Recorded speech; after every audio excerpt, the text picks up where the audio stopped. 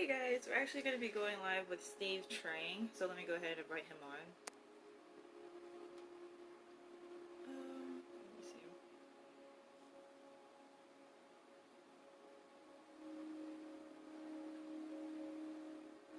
What is up with that?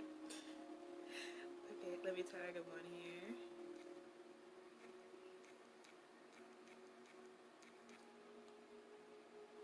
Okay, there we go. Okay, and now I can bring him on this way. Can you request to be on?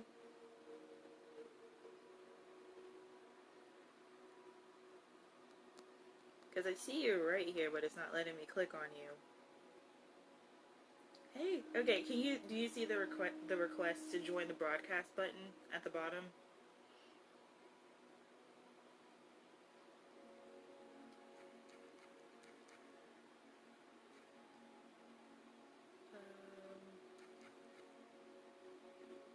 Okay, I think this is the way.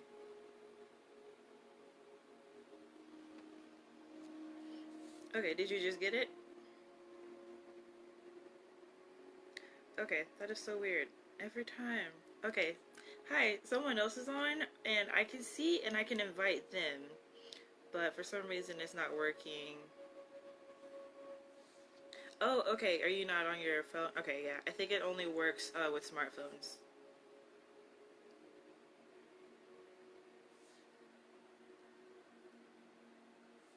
Hi everybody who's watching. We're just getting everything ready and set up. Steve is going to be coming on live with us, and we're going to talk about the legalities of bird dogs. Steve is a wholesaler and a licensed real estate agent, and some things, you know, a lot in the typical... Oh, okay. He actually just requested to be on. Approve. Cool.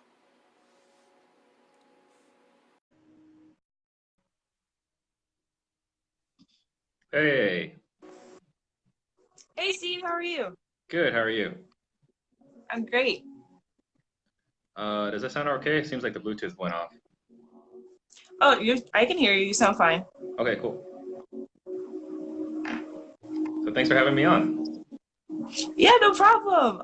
I just saw you on Quentin Flores' podcast, and I was like, okay, that's like super cool because I was like, I already know this person. He was at Max Maxwell's We Live conference, and I was like, that's super cool. And then you guys started talking about bird dogs, and I was like, okay, that's interesting. So it would be great if we could get a topic started on that and see how bird dogs can actually stay away from crossing any illegal lines, because that is one of people's biggest concerns where it comes to brokering without a license and things like that.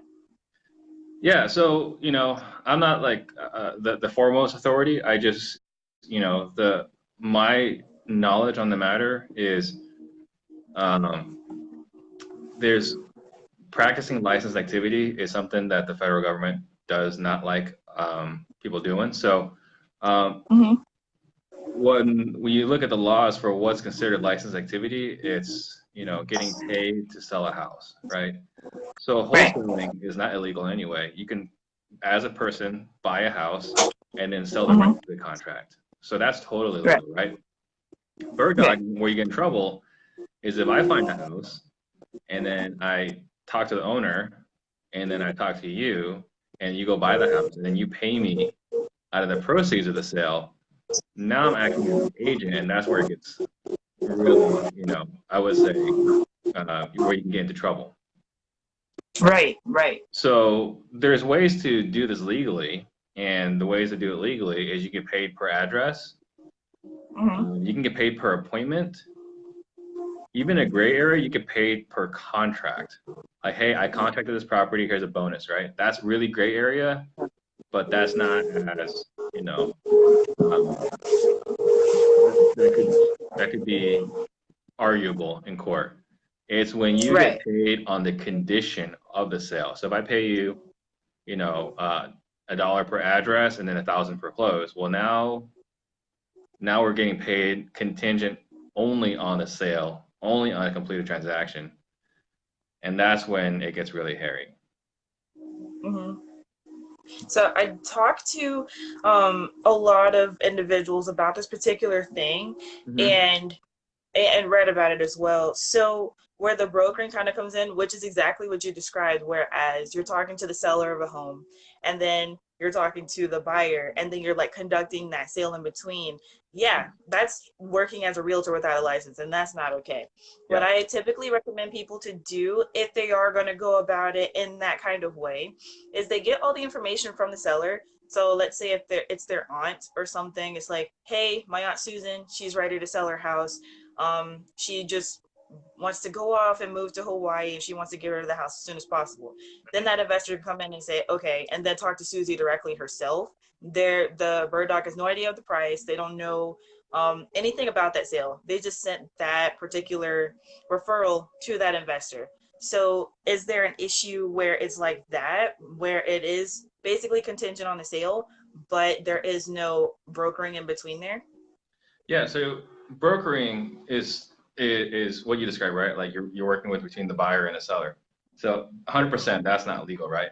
But I think as far as the government is concerned, I don't think they care whether you brokered it or not. It's the compensation then where they have an issue. So I haven't read any case law about this. I just know that there's someone actually in town right now that's getting hammered because he paid someone, a licensed person paid an unlicensed person half the profits. So, Okay. so a wholesaler tied up the property, sent it to a licensed agent who blasted it to his database, and then someone else bought it and they split the profits 50-50. And so even though the original wholesaler was acting as a principal, he still was considered practicing licensed activity because he got paid a percentage of the profits from the sale. So now that was an Arizona statute. That was not a federal statute, but that guy that was not licensed and the guy that is licensed are both getting hammered. They're both in trouble. So it must have been a pretty big deal. Well, what happened in this specific instance was the guy that's licensed blasted it to his database with a bunch of people that did not opt in. And so one of the people that were on the list was a licensed real estate broker. And he's the one that turned the guy into Department of Real Estate. So when you're just growing your list by buying data and adding it, you got to be careful who you're adding. You got to make sure they know what they're doing. So there were a lot of lessons to learn from that particular incident.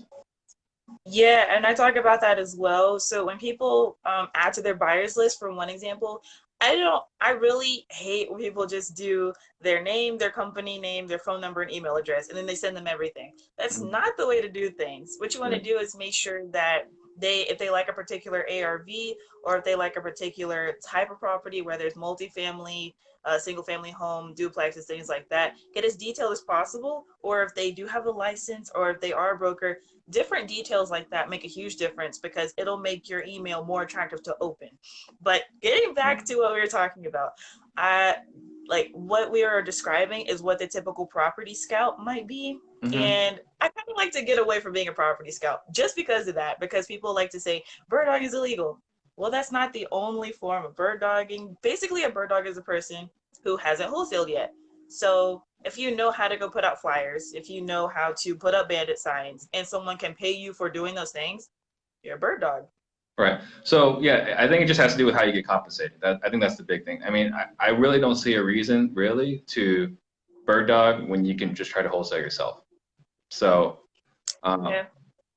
so that's kind of like my thing, right? So if you're gonna wholesale, if you're gonna bird dog, at least maybe don't get paid contingent on the sale, right? Or maybe you get paid, like you get paid more in the beginning, right? Like if you're doing the driving for dollars, you get $1 an ad or something like that. It's not really exciting, but you'll learn in the meantime. You're learning the process. But after a while, why not be the wholesaler? If you can find deals, why bird dog versus wholesale? I guess I don't know that side. I don't understand that side. Oh, there's no reason. There is no reason to stay a bird dog. Before we closed our first wholesale deal, we were bird dogs. Me and my husband, we were bird dogs for about 4 months. And I highly encourage everybody, like, don't just use your knowledge in vain. Don't just work for somebody, because at that time, you're just basically an employee. If that is all you plan to do, is just do different tasks